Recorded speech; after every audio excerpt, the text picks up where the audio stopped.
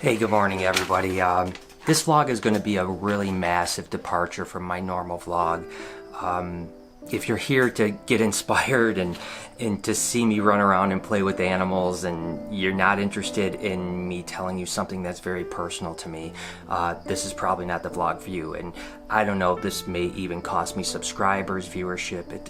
It doesn't really matter, because this is important to me and I had to get this off my chest. This is something that's been on my heart, heavy on my heart, for over 2 years now, and I've kind of stayed quiet about it. I haven't said anything, and I've let it go on, and I've tried to rise above it, and now I feel I need to get it off my chest, and I consider you guys family, and I don't know how long I'm gonna ramble on this vlog, but I hope that you'll stick around and listen to me, because this is important to me, and I hope it'll at least touch some people, what I'm about to say. And of course, anyone that's read this title, you'll hear it's about cyberbullying. Now, I'm going to tell you a personal story about what's been happening to me, but I want to start off by talking about cyberbullying just for a minute. 42% of teens online say they've been cyberbullied. 81% of teens say it's easier to get away with online cyberbullying rather than in person. So they won't do it in person, but they'll do it online. 3 million kids per year miss school because of a cyberbullying event.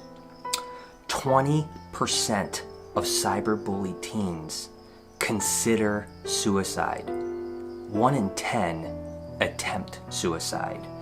4,500 teens per year are successful at committing suicide. And a victim of cyberbullying is up to 9 times more likely to try to commit suicide. But this is not the point of this video. The point is that cyberbullying doesn't stop as a teenager. Cyberbullying doesn't stop in high school. Cyberbullying can happen throughout an entire person's life. And that's what this is about, people. The fact is over 2 years, I have been cyberbullied by certain people in the reptile community. There happens to be Facebook groups that have my name on them. Reptile Keepers Against Brian Barczyk. How is that not a violation of the TOS of Facebook? That there's entire groups that have your name on them, and all they do in that group is talk bad about you, spread things about you, bash you, and how is that even possible? And just because I'm not a teenager, or maybe you're not a teenager, doesn't mean that you can't be affected by hate speech. By people that all they want to do is try to tear you down, ruin your life, go against everything you believe in. I've been in the reptile business for 28 years. For 25 of those years, you could not find somebody that would say something bad about me.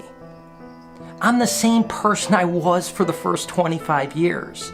I just have a bigger YouTube following. I have a bigger social media following. And now I'm the target.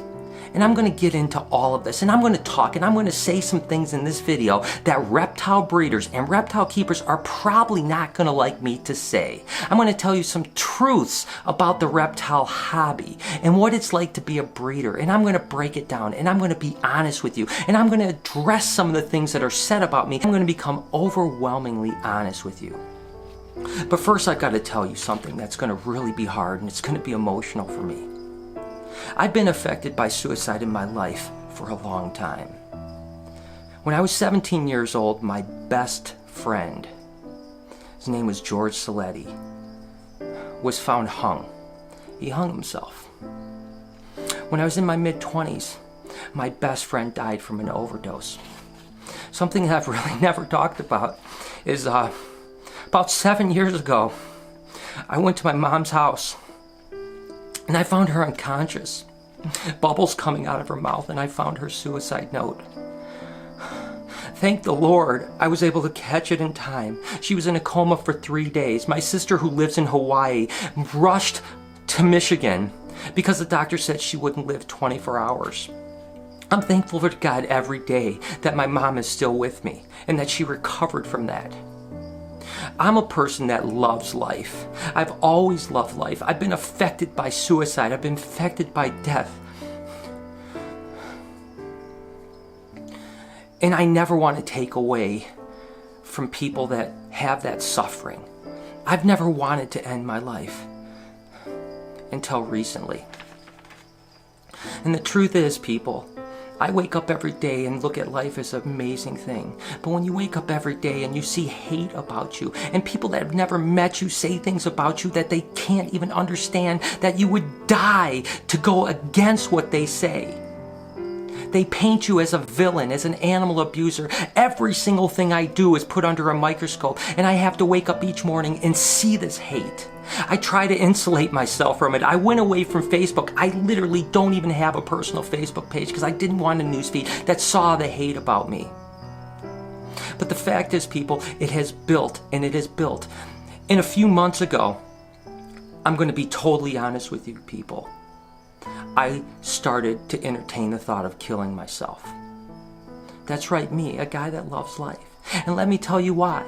It wasn't because I wanted to stop my life. It wasn't that I wanted a pity party. You know, the truth is I wanted the people that were cyberbullying me to pay.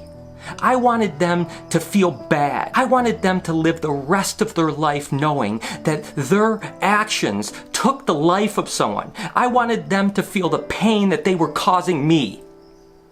And I wanted it to go away. I wanted it to stop. I didn't want to wake up because, you know what? I'm not the best person in the world. I've made lots of mistakes in my life. But I know what they say about me is not true. I know in my heart who I am. I know the fact that I constantly will put myself out there to help other people. And they paint me as a monster. They say things like I do this for the money. Let me tell you something. Again, I'm going to go down the list here, people. Do you know that I have not pulled a paycheck and Lori has not pulled a paycheck from BHB Reptiles in 12 months? That's right, for the last year, we have not paid one bill of our own money from BHB. Not one. I haven't taken $1. Does that sound like someone that does animals for money? If I was in it for the money, people, I wouldn't be doing this. I love BHB, and I'm fine. It's paying the bills. It's doing fine. It pays my crew. I love coming to work every day. I love surrounding myself with animals. But financially, it doesn't work anymore. And I'm okay with it. I always say, if BHB just doesn't cost me money, although sometimes it does, truth be known, right now I'm going to tell you guys the truth. I have poured $40,000 of my own money into running BHB this year. Money that I have gotten from other sources to help support BHB. Let's go ahead and get into some of the things that they say about me. They say all my animals are dying and are sick, and all I do is sell sick animals. I'm going to be honest with you, people. And I'm going to tell you things that, again, the reptile community probably doesn't want to share with people. If you keep pet reptiles in any number, 5, 10, 15, 100, you are going to have animals die.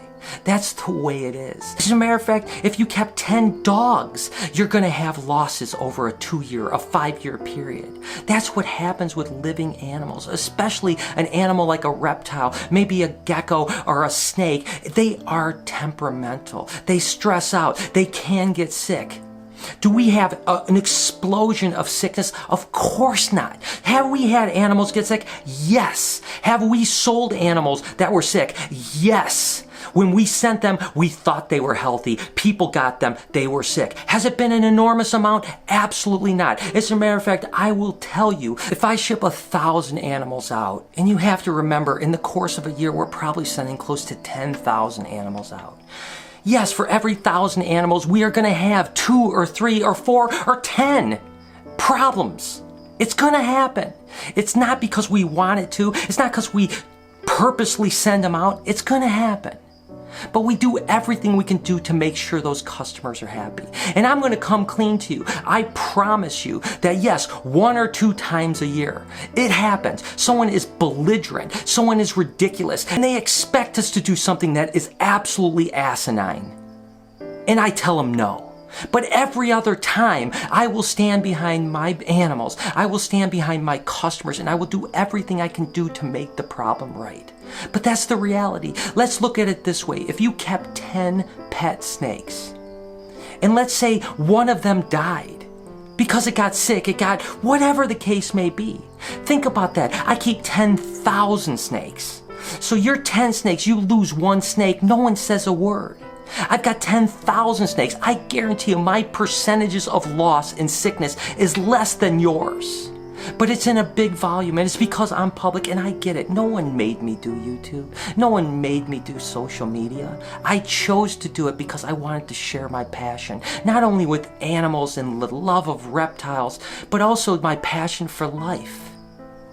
I wanted to inspire people. I wanted to do things that made people think that anyone could do it, that some long-haired guy that has no background in business could make a success if you just believed in yourself and worked hard. But I never thought in the wildest dreams that I'd be one of the most hated guys in a culture of reptiles. You have to remember, I've been doing this for 28 years, people. I was one of the founders of the reptile hobby.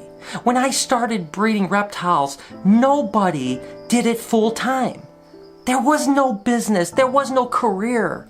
I was one of, not the only, but one of the people that developed this hobby, grew it, gave you the ability to buy captive bred animals, and you the ability to make money if you're breeding reptiles. I was there, I paved the way for you.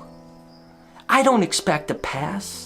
I don't expect you to just say, Brian can do anything. I'm not here to tell you that I haven't crossed the line, because I have on times. I've done bad things. I've done it. Absolutely. But I'm not a horrible person. Anyone that spends 10 minutes with me would know that. There's no way. And that doesn't mean that I haven't wronged people. I have. Everyone has. I've done tens of thousands, hundreds of thousands of deals in my career. Do you think if I've done hundreds of thousands of deals that someone out there didn't feel like they'd gotten screwed? Of course they did. It wasn't because I meant to, but it's happened. But if I've had a handful of people out of that hundreds of thousands of people, how can that possibly paint the picture of a horrible person? Let's talk about the fact that people will say that my animals aren't cared for. And that there's even ex-employees that say my animals aren't cared for. Let's break that down for a second, people. You have to remember, my crew takes care of the animals here. And yes, everything falls on me. The responsibility falls on me in the end. If something isn't taken care of, it's my fault because I didn't oversee it. With that said, anyone that knows the way I run my business knows that I basically give my crew autonomy when I trust them. Or when they tell me something and say, things are going great, Brian. I don't have any problems. I want to believe them. Yes, I've had crew members in the past that hate me probably. Why? A number of reasons. Let me cite one guy, and I'm not going to mention a name, but there is a guy that worked for me and took care of my adult colubrids one year. It was about 8-9 years ago. And he kept telling me how great things were looking. Oh, things are great, Brian, they're great. And then at one point, I went and I checked to see how things were. And I found a ton of dying and dead animals in his care. I immediately fired him. And you know what he did? He took pictures of that whole time that he was caring for those animals, of animals dying. And then after I fired him, he posted those pictures and said how horrible my place was. Yes, it was my fault that I put trust in that employee. But he's the one that neglected him. He was at fault. Yes, I was at fault too because I trusted him. When people say my animals aren't cared for, you are saying my crew does not care for my animals. I would love to sit here and tell you that I take care of my animals, but I don't. I can't. I work 18 to 20 hours a day doing other things. I cannot afford to work on cleaning cages and doing all those things. I want to, I would love to, but I can't. So you're attacking my crew, and my crew now, and many of my crew in the past have worked their butts off for these animals. They've done everything they can possibly do. They put their heart and their soul in it.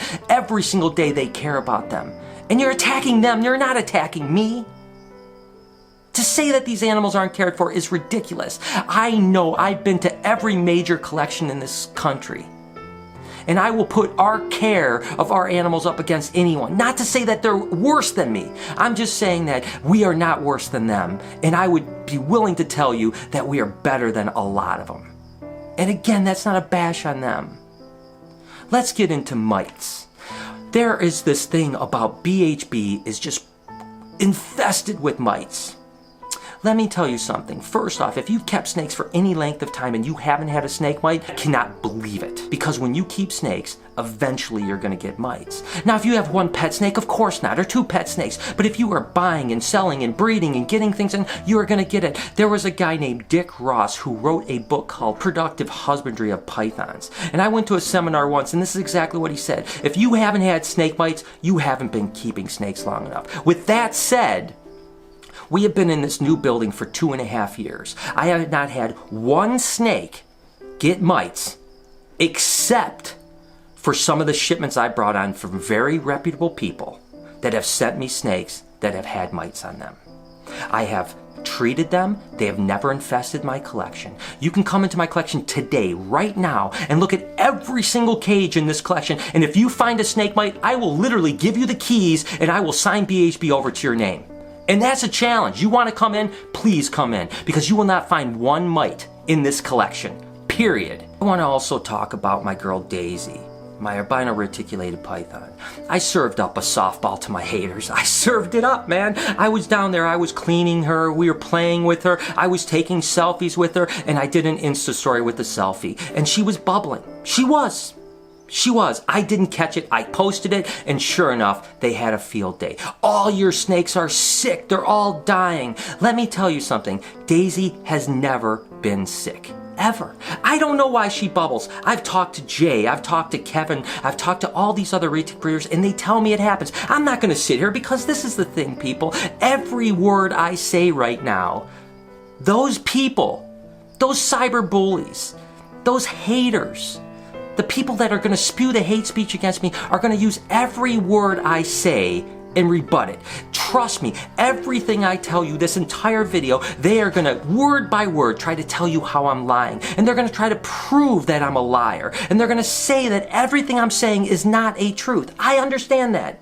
I don't know what to tell you about Daisy. I don't know. Jay from Prehistoric said he had a female for 15 years did it. When he would take her out for any length of time, she would start to bubble. You put her back in her cage, she's fine. She eats, she does great. Daisy has never been sick. And then I had people literally reach out to me and tell me, I want you to grab her and open her mouth and prove to us that she's not sick.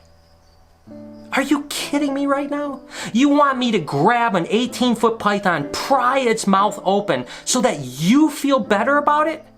What right do you have? The only person that should care about if Daisy is sick or not is me. She's my snake. If I don't think she's sick and she's not acting sick, why are you concerned about it? Why? How possibly does that affect your life? Which brings me to my next point. What possible benefit does the reptile hobby have for making me a monster? For making me the bad guy? For painting me as the worst guy in the world? How does that benefit the hobby? I've been around a long time, people. I've seen some heinous things. I've seen people take care of animals that just make me want to cry. And some of you think that I'm the problem? The guy that spends all day, every day, doing something and making nothing for it other than spreading the love? I posted an Instagram picture about a month ago. And literally, there were 10 comments in a row that said, I used to be terrified of snakes until I came across your vlog. And now I love them. You make these snakes so incredible. I found a love for these animals. And then there was a post right below it that said, you make me sick. All you do is demonize snakes and make them look horrible. You're the reason why people hate snakes. How can that be the same thing? How can 10 people say that I'm the opposite of what that person is? How could they have such a skewed opinion of what I do? That's not to say that I don't make mistakes, people. Of course I do. And that doesn't mean that I don't sometimes do things and get bit or do whatever. And people say, that's too far, Brian. Of course, I understand. I hear you. Talk to me. Tell me, Brian, I really wish you wouldn't do that. Don't say, you're the worst person in the world. It's because of you people hate reptiles. I encourage anyone that is watching this that doesn't follow my vlog, just read my comments one day. There's 1,000, 2,000 comments every day on my vlog. You'll see what we do. You'll see what we try to portray. People start loving these animals because of the fact that we love them. But the reptile hobby wants to paint me as the worst guy. And why? Do you know how much it hurts? I spent my whole life building your hobby, along with other amazing people. And you think that I would do something to hurt that? It's who I am. It's all I've ever cared about. So where do we go from here? There's a couple things I want to talk about. One is the fact that, honestly, to those of you that have been on the fence, maybe you belong in those Facebook hate groups, and you haven't ever met me, I would like to talk to you. Call me, email me. Let's have a conversation. I extend the olive branch to you. Trust me. I'm not the worst guy out there. I'm a guy that loves what I do. Anyone that knows me knows all I do is love these animals, and I sacrifice for these animals every day of my life. Do you know that my last day off was November 27th, 2016? That's right, 14 months ago. Does that sound like someone that doesn't love what they do? I don't want a day off. I love what I do. Every day is amazing to me, minus the hate that I have to go through. Can you imagine waking up in the morning and knowing that every post you make, everything you say, there is a group of people that are willing to cyberbully you and turn every word you say, every picture you make, every single thing into something bad? Can you imagine how it feels? Every day, 7 days a week for years. Every single thing I do. I can do 100 amazing things, and I trip up once, and all they do is throw those 100 things away and focus on that one thing. Or even if I didn't do something wrong, they twist it to where I did. Can you imagine the feeling, people? But I extend that olive branch to you. I don't want this battle to keep going. I can help the reptile hobby. I can be a good voice for the reptile hobby. Take USARK, the United States Association of Reptile Keepers. Do you know how much money I can raise for that organization? But I'm not really allowed to because Phil Goss, who's a friend of mine, doesn't even want to be anywhere near me because he thinks it's bad PR. And I understand. I understand why he feels that way. But it's ridiculous. Do you know that in 2016, between donations to RACA, auctions, and other sources, I donated $26,000 to USARK. Why would you not want me to be involved? Why? What does it help you? In your eyes, am I really that bad of a guy? With all that said, I do want to talk about Facebook and the hate groups. I have my attorney that has screen captures of hundreds and hundreds and hundreds of pages of things that have been said about me by certain people. Some people will be receiving legal action against them. Also going to be reaching out to Facebook and making sure they understand that a hate speech page against somebody is against their terms of service.